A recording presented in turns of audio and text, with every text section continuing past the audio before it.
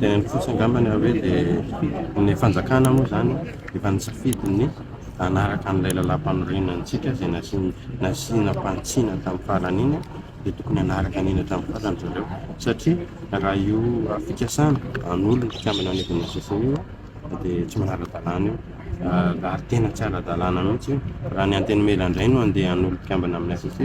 fa ny ACC no tokony an'olo ny mpikambana na anala eto anivon'ny anteny mera fa lasa tsy misy tsony ilay hoe ahafenitra na ilay ataontsika hoe balizy amin'ny fahanajana any lalam-pandroenana izay asa fototry ny ACC tanteraka izay zavatra izay ka io fihetsika atao io raha tokony ho izy dia tonga amin'ilay fitenenana hoe nul sans effet io raha ohatra ka vita ny fifidianana dia ho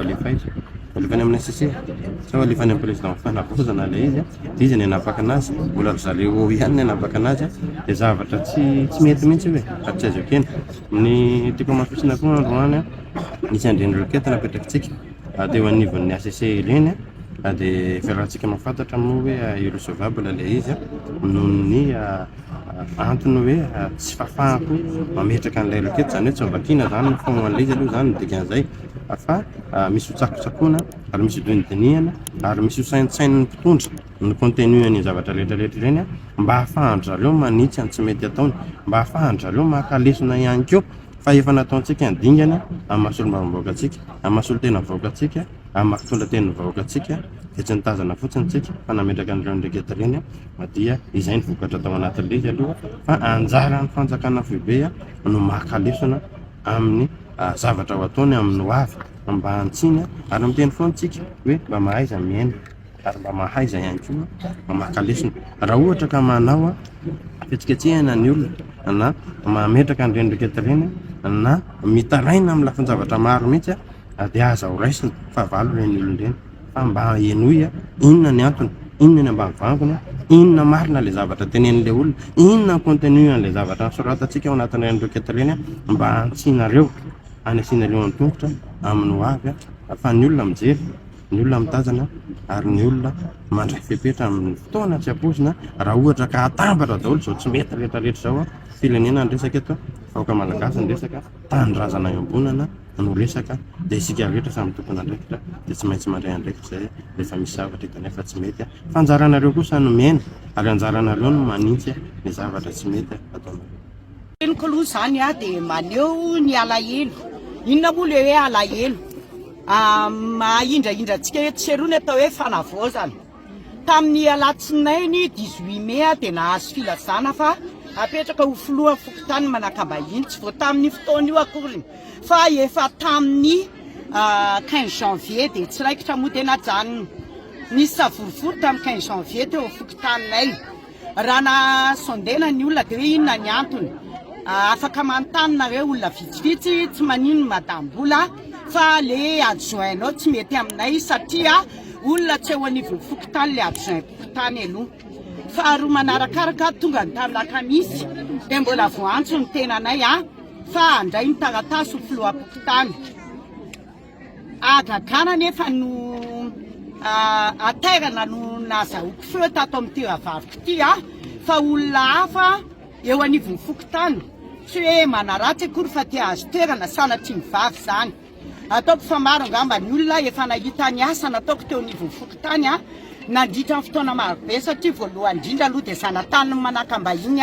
tsisy manapasanao amin'izany manakambahiny zany fa tsy zahareriny famille rery faharoa manarakaraka efa filoha ny tatana ny RFD manakambahiny efa trésorier ny RFD manakambahiny efa chef secteur manakambahiny ary mbola agent communautaire manakambahiny ataoko zany haiko daholy ny akamaroan'ny ino ty anaran'izy teo ny asa rehetra ao anivon'ny fokotany mampalahelo aloha satria zany ve ny atao hoe fanavaozana ao anatin'ny fotoana adiny ray monja dia miova tompoko le anarana miseho hoe ito indray zany no lasa filohan'ny fokotany manakambahiny marianay fa tsy dia hoe marona aloha fa ohatra mivadifadiana ihany io misy ny ty dia misy ny tsy ty fa ianao kosa dia mba misy koa ny tianao dia misy koa ny makahala dia mampalahelo anazy izy za tsy mipetraka eo amin'ny toerako fa misy ihany koa reo olona mba tiany tena dia naneho ny alahelo ny tamin'ny zoma hoe fananinona moa tsy ianao ny lasa filohan'ny fokotany. Zay zany mba tiana hoentina aminareo fanavozana hoe ohatr'izay mihitsy ve le fanavozana hoe vetivety eto dia vetivety maketo dia vetivety maketo a dia ataoko ngamba fa marobe ny olona amin'ny raha hevitra eny tsy maninona fa zahay tsy maninona hoe afaka atao fifidianana fa mety amin'le olona ve le olona efa mipetraka ao zay ihany dia makasitaka manatelina fitinalena fitenena mamerina fiarabana zay efa vitandreo namako teo aloha ho anareo vahoaka eto amin'ny 2e arrondissement faly zahay rafa miatrika vahoaka ohatran'izao satria fanajana lehibe tolotra nareo vahoaka anay ATF miandry zay a dia tonga ianareo mavitrika ianareo hitanay zany mino aho fa amin'ny fiantsonanareo manaraka fentsika io terrain kely ao ambany ao io manantena an'izany aho fa izao kosa mampiantso ny ATF nandroany ny antony fampiantsona dia izao akana ny hevitra nareo fa kakevitra zay ny tena antony ty fiampiantsona nandroany ity fa teo zahay ohatra misy zavatra fa zany ny eny dia matompona andraikitra ho azavaiko eto mazava zany ny antony fampiantsona idina ny ATF ifotony amin'izao dia aka ny hevitra nareo zay taraina nareo zay hoentinay any amin'ny tompona andraiki-panjakana zay tandrify azy tsirairay avy indrindra moa ny fikonando nasionaly zay manomboka amin'ny alarobio avy zao dia minoanay ianareo matokisa fa ho tonga nay soma tsara tsy misy alatsaka ny na indray ara reo fangatanareo reny any amin'ny tompona ndraiky tsirairay avy indrindra any amin'izany fikonando nasionaly izany hoentina ihana izany rehetrarehetra izany fa kosa tsy misy mifanotra amin'izay zany tsy misy hoe andeha ny ATF moro olona ikontra fanendrena se fokotany tsy avy hatrany ny amaliko izany ny famorina ny ATF tsy mamoro olona andeha ikontra zay desizio mpanjakana fa ny ATF kosa afaka miresaka amin'ny fanjakana niza ny androm-panjakana afaka miresaka ny ATF mitondra zay etaetanareo fokon'olona mitondra zay mararanareo vahoaka any amin'izay mitandrify azy tsirairay avy zany fa kosa sanatria amin'ny ATF mihitsy zany hoe hitondra olona hidina an-dalambe ikontra an'izay desisiony fanjakana niza mpitondra mpanjakana nametaka indrindra resaka se fokotany resako eto satria zay ny zavatra mahabe resaka mandeha eo tonga ny ATF amoro olona eto amin'ny 2e arrondissement satria tsy manaiky le fanendrena tsy manaiky le se fokotany napetraka ao tsy avy hatrany eto amin'ny mafilohan'ny ATF anakay tinenako an'izany fiara-mitantana amin'ny mafiloha mpiara-mitantana amiko no tenenako an'izany manoloana anareo vahoaka ny 2e eto dia natsona ianareo ifampakahevitra isika satria izay ATF tanana mifandray mampifandray anareo amin'ny mpitondra fanjakana any hitondra an'izay etaetanareo izany fa sanatria kosa zany hoe hitondra vahoaka hidina an-dalambe andeha ikontra an'izay desizio mpanjakana izany afaka miresaka isika fa isika kosa tsy hiady tsy andeha hidina an-dalambe mihitsy sanatria izany ny dinantsika eto ifampakahevitra dia makasitraka atsika feno nanomia an'izay voninahitra ny ATF zay nahatsona anareo dia tonga tena isorana ifeno zany fa makasitraka tompo fokotany nanakavahiny za zany fokon'olona fa tsy hoe solotena dia miteny aho hoe zavatra angatahana eo zany aloha eo amin'ny fifidianana ny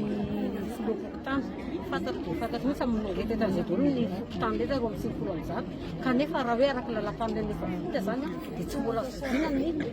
filoha fokotany fa mbola tendrena nefa kosa raha mitiana vahoaka zany zay aloha metraka lizy zay malaray fokotanynay maminay hoe raha ohatra ka ho sinoana le ao reny tsy nefa natao hoe nitendrena ihany dia le amin'izao zany mba anjarana vahoaka no manendry indray an'le filoha fokotaninay aminay fa le fanovana marina hoe didimidina avy any ambony hoe fanendrena sefokotany fa ny akoatran'izay zany eo amin'ny ambanin'ny sefokotany midina zany dia tokony hoe ho vidinay vahoaka ihany satria ny anton'izany dia misy ny efa tao efa misy ny nanjakatokana efa misy ny nanao tsindrifalavy sy ny didifehy lehibe tamin'ny mponina dia nilainay zany fanavoazana tanteraka an'le rafi-pitondrana ao anatin'ny fokotaninay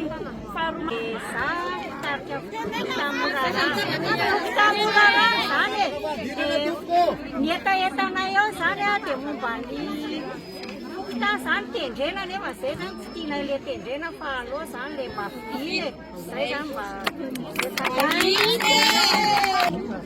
zay koa mangataka amin'le hoe fanovana mila zany zay tokony hoe